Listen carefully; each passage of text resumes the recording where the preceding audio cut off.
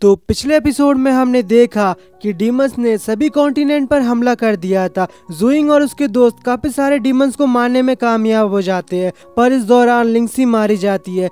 Demons का हमला अभी भी पूरी तरह से खत्म नहीं हुआ था, इसलिए सभी लोग अलग अलग कॉन्टिनेंट में डीमन का सामना करने के लिए चले जाते हैं। अब आगे एपिसोड की शुरुआत में हम कुछ बंदों को देखते हैं जो डीमन बीस्ट से बचकर के भाग रहे थे। वो डीमन बीस्ट उन्हें मारने वाला होता है कि तभी यहाँ पर ज़ुइंग पहुंच जाता है और उस बीस्ट के साथ फाइट करने लगता है। वो बीस्ट ज़ुइंग को अपनी पूंछ से मारकर दूर फेंक देता है। तो अब ज़ुइंग का भी दिमाग खराब हो जाता है और वो अपने फायर और वाटर ड्रैगन से उस बीस्ट पर अटैक करके उसे मार देता है। साथ ही साथ ज़ुइंग को यहाँ पर उस बीस्ट से एक स्टोन भी मिलता है। अगले सीन में हम सिया सिटी का सीन देखते हैं। सभी वॉरियर डीमंस को हराकर वापस आ गए थे।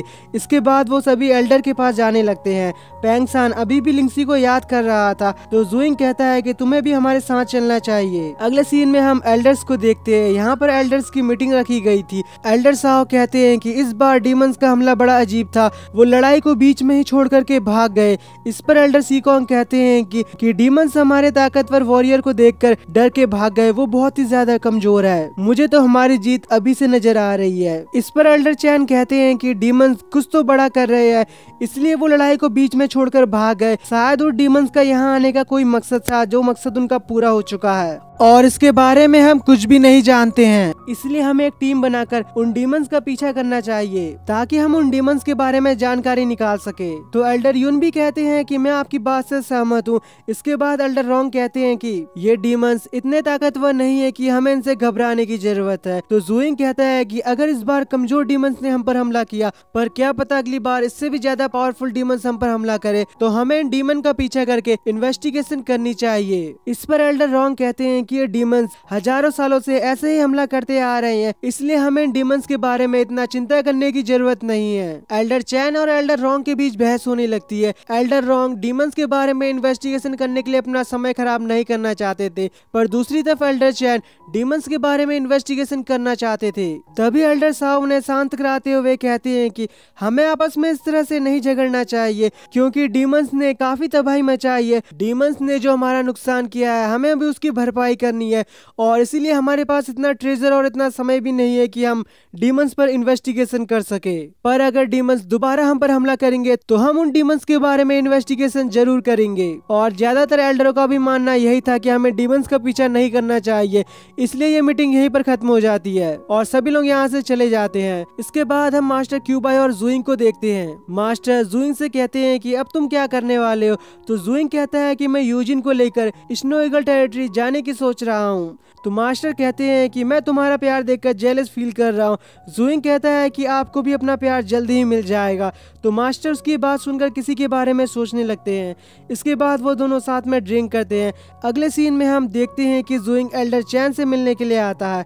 एल्डर चैन उससे यहाँ आने का कारण पूछते हैं, तो ज़ुइंग उन्हें वही स्टोन दिखाता है जो उसे डीमन के साथ फाइट करते हुए मिला था। एल्डर उसे देखकर एक बार के लिए चौंक जाते हैं और फिर ज़ुइंग से अपने साथ आने को कहते हैं। इसके बाद वो ज़ुइंग को एक सीक्रेट प्लेस में लेकर आते हैं और बताते हैं कि इस जगह मेरी इजाजत के बिना कोई भी नहीं आ सकता और न ही कोई हमारी बातें सुन सकता है। तो ज़ुइंग कहता है कि क्या आपको डर है कि वहाँ कोई हमारी बातें सुन सकता है। तो एल्डर कहते हैं कि तुमने बिल्कुल सही सोचा, यहाँ हमारी बातें कोई नहीं सुन सकता। अब मैं तुम्हें जो बात बताने वाला हूँ उसे तुम्हें ध्यान से सुनना है। तुम्हारे हाथ में जो स्टोन है वो डीमन गॉड का वाटर स्टोन है और डीमंस इसकी मदद से अपनी ताकत को कई गुना बढ़ा लेते हैं। ज़ुइंग कहता है कि डीमन गॉड सभी मेन सिटी पर हमला कराकर कुछ बड़ा करना चाहता है। एल्डर कहते हैं कि ऐसा लगता है कि डीमन गॉड कुछ तो प्लान कर रहा है। साथ ही साथ बताते हैं कि पिछली बार डीमंस ने हमारे कई सारे साथियों को ताकतवर बनाने का लालच देकर के अपनी डीमन आर्मी में ज्वाइन करा लिया था, जो हमारी जानकारी डीमंस को दिया करते थे।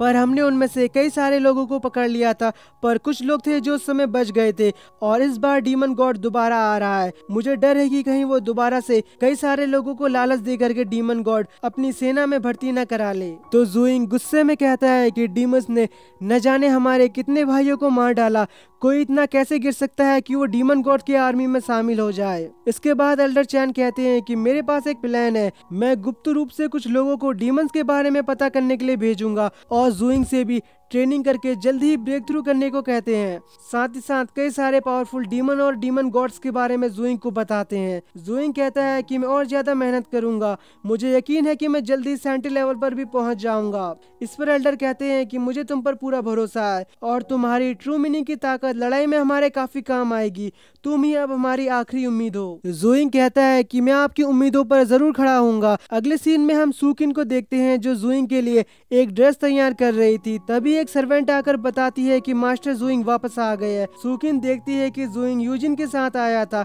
वो जुइंग से उसका हालचाल पूछती है तो जुइंग कहता है कि मैं बिल्कुल ठीक हूँ। इसके बाद जुइंग यूजिन से अपने साथ स्नो ईगल टेरिटरी चलने के लिए पूछता है और यूजिन भी उसके साथ जाने के लिए तैयार हो जाती है। ये देखकर सुकिन का दिल टूट जाता है क्योंकि वो भी जुइंग को प्यार करती थी, पर जुइंग तो सिर्फ यूजिन को ही प्यार करता है। अगले सीन में हम एल्डर चैन को देखते हैं जो यांगबो, टीना और जैंग को मिशन देते हैं कि उन्हें डीमंस का पीछा करके उनके बारे में जानकारी इकट्ठा करनी है और इस मिशन के बारे में किसी को भी पता नहीं चलना चाहिए। इसके बाद व्यू चेंज होता है और हम डीमन गॉड का पैलेस देखते हैं। यहाँ पर डीमन गॉड के दो चमचे होते हैं जो कि थर्ड प्रीस्ट और ग्रेट प्रीस्ट है। वो दोनों डीमन गॉड के आगे झुककर उसे ग्रेट करते हैं। इसके बाद डीमन गॉड दोनों प्रीस्ट से कहता है कि तुम्हें मेरी रियल बॉडी को जल्द से जल्द ढूंढना होगा और उसे जगाना है ताकि मैं सिया क्लैन पर जल्द से जल्द कब्जा कर सकूं। दोनों प्रीस्ट कहते हैं कि डीमन गॉड हम जल्द से जल्द आपकी रियल बॉडी को जगाने की कोशिश करेंगे। इसके बाद हमें कुछ महीने बाद का सीन दिखाया जाता है और जुइंग एल्डर चैन से मिलने के लिए आया था। जुइंग एल्डर चैन को बताता है कि मैं सेंट्री लेवल पर पहुंच चुका हूं और ये जानकर एल्डर चैन बहुत खुश हो जाते हैं और जुइंग को कांग्रेचुलेशन कहते हैं। साथ ही साथ वो जुइंग को एक नया स्पेयर भी देते हैं और कहते हैं कि ये स्पेयर गॉड रियल्म के स्टार स्टोन से बनाया गया है।